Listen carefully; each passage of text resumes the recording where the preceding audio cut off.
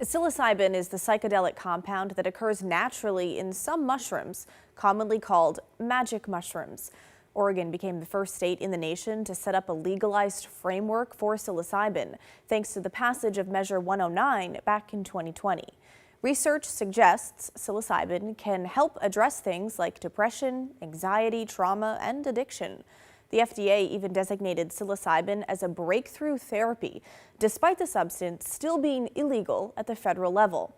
Now, there's a very strict process for how the program works here in Oregon for those who want to take it. So let's start tonight with a refresh on how the program works. It's a three-step model. It includes preparation, and this where there's extensive paperwork, intake screening to make sure that the client is matched with the appropriate facilitator, and to really figure out what the client's goals are, and to develop an individual safety and transportation plan with the client. The next step is administration. This program happens at a licensed psilocybin center. Service centers. So the psilocybin is consumed on site. You must be 21 years of age or older in order to participate. And a facilitator who has been trained and licensed by the state will support you through your session, and you'll stay on site until your journey is complete. The last step in the process is integration, and this is really the meaning making from the administration session. And this three-step process from most facilitators takes anywhere from 12 to 15 hours. Now, since the first service center opened its doors in May of 2023, there are now 24 such centers across the state.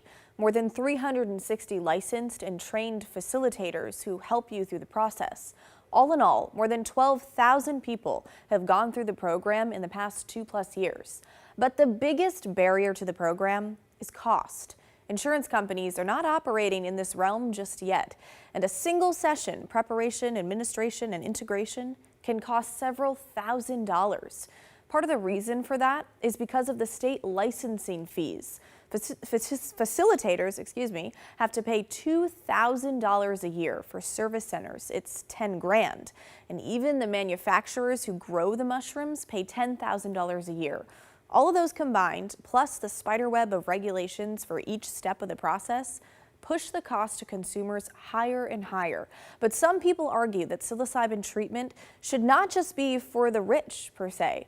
So researchers from OHSU and the National University of Natural Medicine studied the effects of psilocybin on people considered low income who have major depressive disorders. Not only does it give those people a chance to try a treatment that is financially out of reach, it's also much cheaper for researchers compared to a traditional clinical trial. The number of clients that have gone through Oregon's psilocybin program so far is more than 5 times the number of people that have gone through all clinical psilocybin trials combined. So the environment here is ripe for study. And this was the first time psilocybin therapy was studied in a state-regulated real-world model. Here's how it worked. 19 people completed it. Each of them went through the psilocybin process twice in small groups. 2 online preparation sessions, 2 administration sessions, which must be done at a service center, and 2 integration sessions, also done online. And after each session, they were surveyed using clinical measures, and those surveys were repeated 3 months afterwards as well. So the primary outcome that we were interested in, it was depression. And so we used the Hamilton Depression Rating Scale, which gives you a score between 0 and 30, where above 23 is very severe depression. And at baseline, the middle score, close to the average, was around the cusp of 23. It was, I think, 22 in here. And so you can see after treatment 1, the average goes down quite a bit. It goes even down further at the completion of treatment after treatment 2. And then we did a 3-month follow-up again. And as is the case in most psychedelic research, there is a little bit of a rebound on average, but still remained incredibly positive. Researchers also noted that during the study, there were no serious so-called adverse events. That would be like a bad trip on mushrooms that may require some to go to the hospital or be stabilized. But there were some expected side effects. The adverse events that we did see were very minor temporary things that you expect in a psychedelic intervention. A couple people threw up, a few more people felt nauseous temporarily, some headaches, moments of a little disorientation, but nothing serious. And then we asked them, how satisfied they were with their experience overall. Nobody rated below a 4 out of 5, and most skewed toward a 5 out of 5. So we ended up with 4.8 on average of those who completed the study. Okay, we talked about the cost for treatment like this earlier. Well, here's what it would have cost in this group or cohort setting if it wasn't part of a study like this. More than $11,000 total, more than half of which was for facilitator costs, charging a whopping $140 an hour.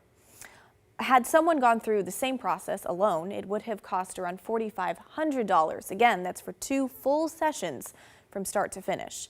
Researchers concluded this study provides more evidence that psilocybin can be an effective treatment, even in groups. This feasibility study demonstrated that a low-income population with depression can really benefit from psilocybin therapy done in a group. It was safe, it was well tolerated, and we saw really meaningful improvements in their lives. The effects of just two small treatments can have months, if not years, of effect on people and improve so many other aspects of their lives. Often in medication trials, we hear about all of the horrible side effects of medications. They fix one problem, but then create 10 others. Whereas what we're seeing with psilocybin and other psychedelics is that we get side improvements.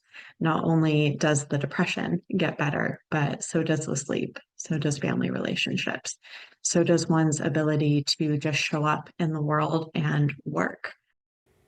Now, one of the organizations who helped fund this study has an aggressive goal of trying to get health insurance companies involved in reimbursing for psilocybin treatment by 2030, saying that it can actually save money in the long run in treating mental illness. Another study at OHSU is underway now, looking at longer-term outcomes from psilocybin treatment. That's set to be completed later this year. Well, if you've gone through the legal psilocybin process in Oregon, we want to hear from you. Or maybe you've gone through the not so legal route, but have something to say about magic mushrooms. Let us know.